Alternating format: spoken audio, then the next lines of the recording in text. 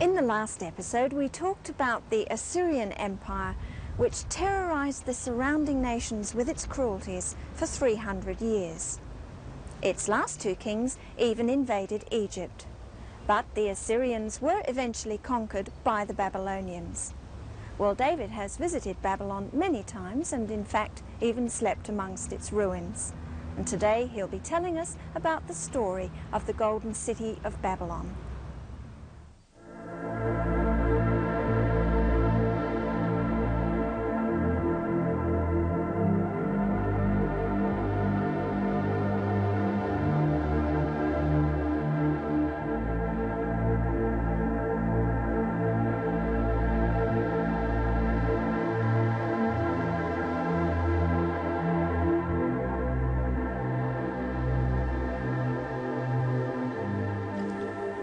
Well, Babylon certainly was a magnificent city. Isaiah calls it the city of gold, and gold was just about as plentiful as the dust of Babylon is today. Nebuchadnezzar, the great king of the Neo-Babylonian Empire, was a marvellous conqueror, and he was an obsessed builder. He just built palace after palace, temple after temple in old Babylon. And a visit to Babylon today, even though it's lying in ruins, gives you some idea of what a magnificent city it was. We enter by the Ishtar Gate. Ishtar, of course, was the Babylonian fertility goddess, and this Ishtar Gate was dedicated to her. On the walls of this gate, you can see the sarush, as they call them. They're composite creatures, and these were moulded bricks.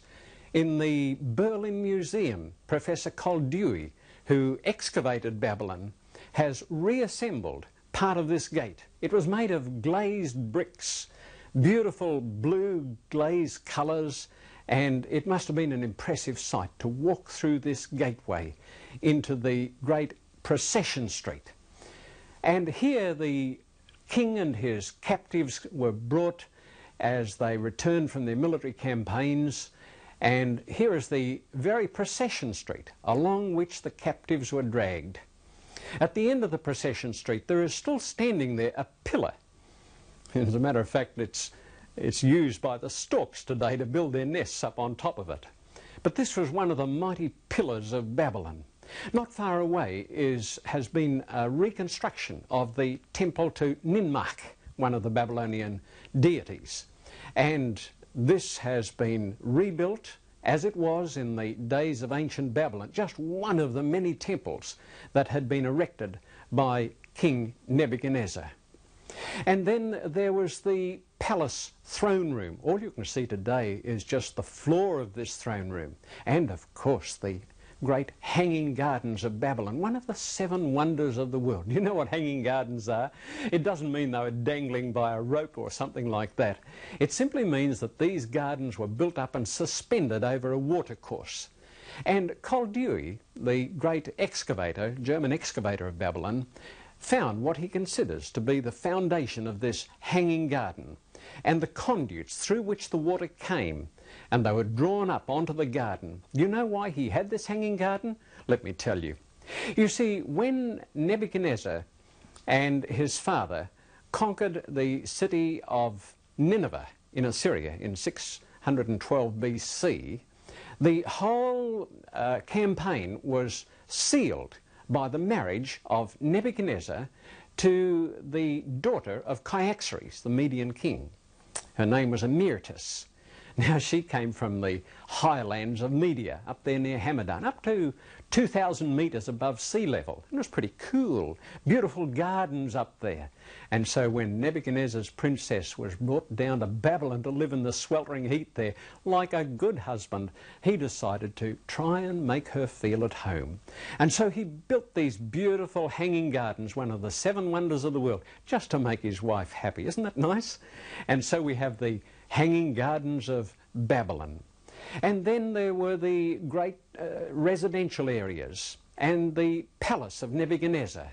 Oh, it must have been a tremendous city. And you can walk all around the ruins of Babylon today and get some idea of what an enormous and magnificent city it was. Do you know, it was 10 miles. That's about 16 kilometres in circumference. Now, for those days, that was a huge city. When you think that Jericho was only 350 metres long by 150 metres wide, and here was Babylon, 16 kilometres in circumference, a huge double wall. You can see the foundations of the wall there today. And so this double wall was right around Babylon to protect it, and Nebuchadnezzar thought that he was building a city that would last for all eternity and starting a dynasty that would never die. How disappointed he would be to awaken up today and see what's happened to his beautiful city of Babylon. Well, Babylon started off a long time ago. You know, I believe it's the oldest city in the world.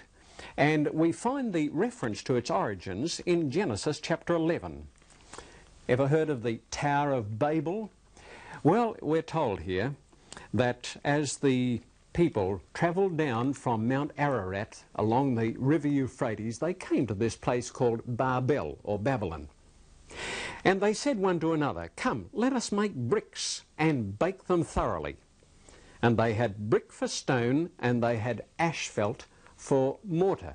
You know, that's historically very accurate, because there are lots of temple towers, or they call them ziggurats, in Mesopotamia, or what we call Iraq today.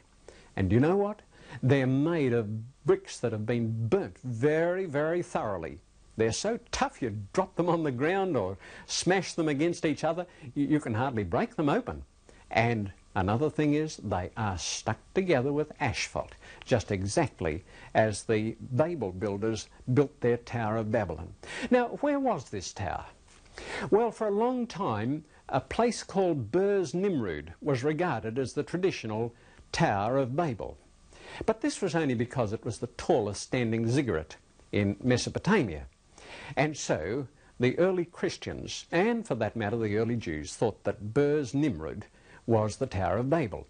It is a temple tower, it is a ziggurat, and it goes up in stages, and it was very high. Right up on top later on, Nebuchadnezzar built a tower. That is not the tower. What you are looking at is the great, huge, man-made mountain of bricks.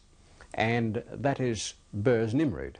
But however, the Tower of Babel, or the Babylonian Tower, was not here. It was naturally in Babylon itself. And just because it can't be seen there today, people think, well, that can't be it. But you see, when Alexander the Great came to Babylon, he decided to make that his headquarters, the capital city of his great empire. And he saw this temple tower, or ziggurat, which had become into a state of disrepair, and so he told his engineers, get busy and rebuild this. And they said, well, look, we can't do anything to patch this thing up. There's only one thing to do, and that is remove the whole thing, brick by brick, and then let's rebuild it from the foundations up. So he said, go ahead and do that. And so they removed this ziggurat and put it over in a nearby place, but before they could start rebuilding it, Alexander died while he was just a young man, only 32 years of age. And so it never got rebuilt. But Professor Koldewey excavated the foundations of it, and you can see them there today.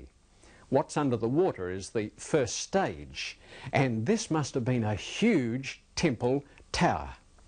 And so the early Babel builders were the first city builders, and they built this great city of Babylon. But you know the story, how their languages were confused. They all spoke one language, naturally, being all descended from Noah, but their language was miraculously confused, and they started speaking different languages. They couldn't understand each other, and so they gave up, and they just went off in different directions according to their language groups.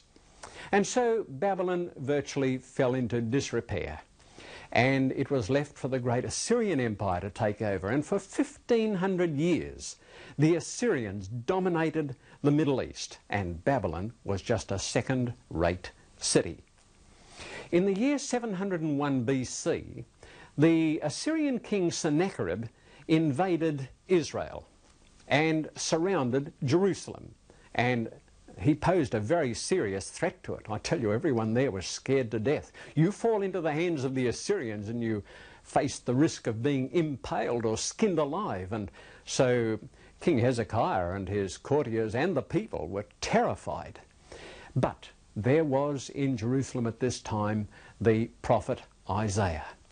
And Isaiah made a very interesting prophecy. You'll find it here in Isaiah chapter 13 and in verse 19. Strange to say, the prophecy was not about Assyria, but about Babylon. You see, Isaiah was looking down the centuries and looking at something that was to happen a lot later. It says here, "And Babylon, the glory of kingdoms, the beauty of the Chaldees' pride, will be as when God overthrew Sodom and Gomorrah. It will never be inhabited, nor will it be settled from generation to generation, nor will the Arabian pitch tents there, nor will the shepherds make their sheepfolds there." Now that's a remarkable thing. Remember, this was 701 BC when Sennacherib was besieging Jerusalem. And here we have this prophecy by Isaiah, who was living at the time, saying Babylon is going to be destroyed. Well, it was only a few years later, 689 BC, when Sennacherib decided to destroy Babylon. He completely razed it to the ground. In fact, he even flooded the river Euphrates into it and made it just a big swamp. And I suppose people living back there thought, there you are, boy, just what the prophet said. He said it was going to be destroyed. But Babylon made a comeback. Under Sennacherib's son, Esarhaddon, Babylon was rebuilt. You see, it was a futile act to destroy it. And so Esarhaddon rebuilt Babylon, and it once more became a great city. The founder of the Neo-Babylonian Empire, or New Babylonian Empire, was King Nabopolassar. He came to the throne in the year 626 BC and immediately set about establishing an independent kingdom. Of course, the Assyrians didn't like this, but Nabopolassar amassed an army and started out on the march. It took him a long time, but finally in the year 614 BC, he felt strong enough to march on Ashur. Ashur was the great religious city of Assyria, and Nabopolassar conquered that city in the year 614 BC. The next move, of course, was the mighty Nineveh. And to attack this city, he formed an alliance with Cyaxares, king of the Medes, and together they launched an attack in the year 612 on the city of Nineveh. They were successful, conquered it, and destroyed it, burned it down to the ground, and the last king of Assyria died with his harem in the flames. And so Nabopolassar became the master of the Middle East. Now, there were a few ends to be tidied off, and so he had to march against some remnants of the Assyrian army, and it wasn't until the year 605 BC that ultimately he had undisputed rule over all of what was once Assyria. Then in the Battle of Carchemish, he defeated not only the remnants of the Assyrian army, but also the Babylonians who had come to try and put up some resistance with them, and so he became master of the Middle East. It was also in the year 605 BC that Nabopolassar died. Now his son, Nebuchadnezzar, was in charge of the military operations at the time against Jerusalem, and when he heard that his father had died in Babylon, Nebuchadnezzar hastily rode back over the Syrian desert to claim the throne. And so Nebuchadnezzar mounted the throne in the year 605 BC and began a very prosperous rule of 43 years, and so began the great Neo-Babylonian Empire. Well, Nebuchadnezzar was a brilliant military leader. He was a good politician too, and he was a compulsive builder. It was his ambition to build a Babylon that would never be conquered, never be destroyed. He wanted to establish a dynasty that would never end. And no doubt he spent a lot of time thinking about the future, worrying about whether he would succeed in his great ambition. Well, one night he went to sleep and he had a dream. Now, the Babylonians attached a lot of importance to dreams. And in the morning when he wakened up, he knew that he had had a dream, and an important one. And so he called in his wise men, his astrologers and the magicians, and said, now listen, you fellas, I've had a dream and I can't remember what it was. So I want you to tell me what I dreamed and the interpretation. Well, of course, the wise men were a bit at a loss. They said, look, you tell us the dream and we'll tell you the interpretation. They could always think up a good interpretation, you know. But the king said, I can't remember the dream. If you tell me what the dream is, I will be sure that you know the right interpretation. But they said there's no man or God who can do a thing like that. Well, Nebuchadnezzar got pretty angry with them and drove them out and decreed that all the wise men were to be put to death. Well, at this time, Daniel, the young man from Judah, was in Babylon, the prophet, and he was included in these people that were to be put to death. And when he got the bad news, he said, well, what's it all about? And when he heard, he said, well, look, let me go into the king and talk to him, and we'll see if God can reveal this thing. So he went into King Nebuchadnezzar, and the king was only too glad to give him a little time to work it out. And that night, I guess, they did a lot of praying, you know. And during the night, God revealed to Daniel what the dream was. Next morning, he went into the king, and the king said, can you tell me what I dreamed last night? Daniel said, not I, but there is a God in heaven who can tell the king what he dreamed. He said, you, O king, dreamed that you saw a great image. Now, this little image, as I have here, is just an artist's idea of what it was like, and it's a very small one. What the king must have seen was a very big, very impressive, awesome image. And Daniel went on to describe it. He said the head was of gold, the arms and the breast were of silver, the belly and the thighs were of brass, the legs were of iron, and the feet were part of iron and part of clay. He said you kept watching this until you saw a stone taken from the mountain without hands, and it came crashing down on the feet of this image, ground it to powder, and the same with all the other metals. They were all ground to powder. And I guess as Nebuchadnezzar leaned forward intently listening, he recognized what he had dreamed. You know, dreams are like that. You do something to break them and you remember. Now, Daniel said, I will tell you the interpretation of this dream.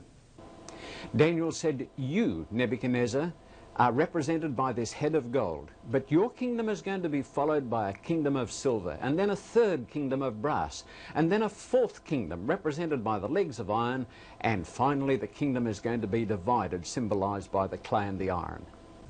King Cyrus left a record of his conquest of Babylon in the year 539 BC. It is known as the Cyrus Cylinder. It has cuneiform script on it, and it tells of his conquest of Babylon. Let me read you a translation of a portion of this cylinder, shall I? He says here, I am Cyrus, king of the world, great king, legitimate king of Babylon, king of Sumer and Akkad, king of the four rims of the earth, son of Cambyses, great king, king of Anshan. I think you've got the idea, haven't you? He's letting us know what a good fellow he was.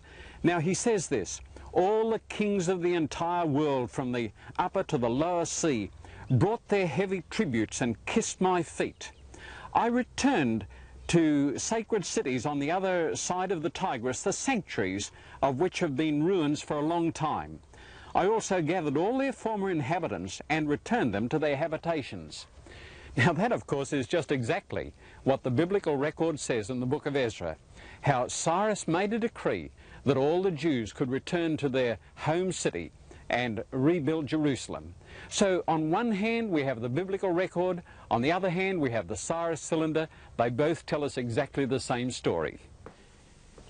In the year 530 BC, Cyrus the Great died and was replaced by his son Cambyses, who didn't last very long. And then he was replaced by what is known as the false Smerdis, and following that came Darius the Great, or Darius the First. Darius decided to record the throne that he grasped on the wall of the Behistun Rock at a place called Bisatoon in Persia.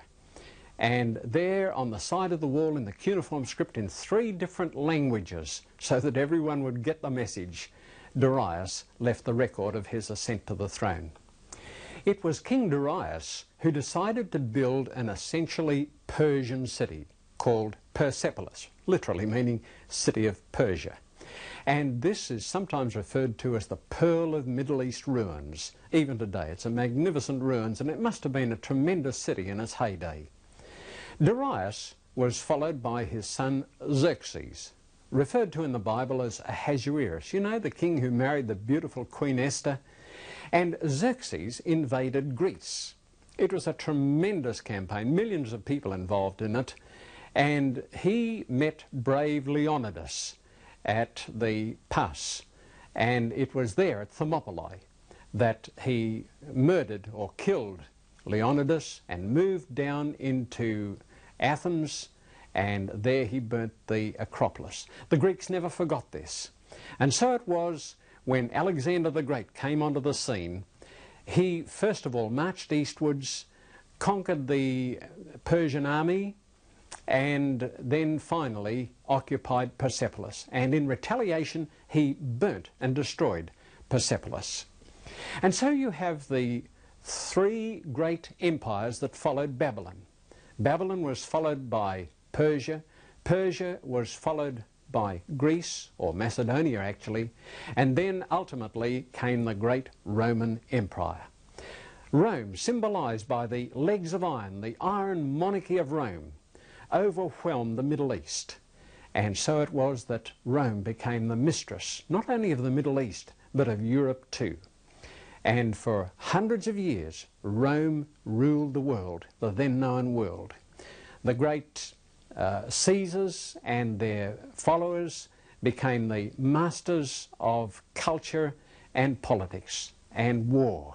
And so the arms of the Republic, sometimes vanquished in battle, always victorious in war, marched across Europe and established the great Roman Empire. But even Rome was not to last forever.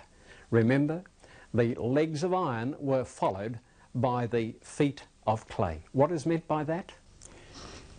Daniel 2 verse 41 says, "Whereas you saw the feet and toes, partly of potter's clay and partly of iron, the kingdom shall be divided." That seemed to be a divine decree that Europe would never again be united under a single rule. And hasn't that happened? People have tried to unite it, you know, the Holy Roman Empire, and then there was other would-be conquerors who tried to bind it together, Charlemagne, and then came Napoleon Bonaparte, who tried to unite Europe completely together.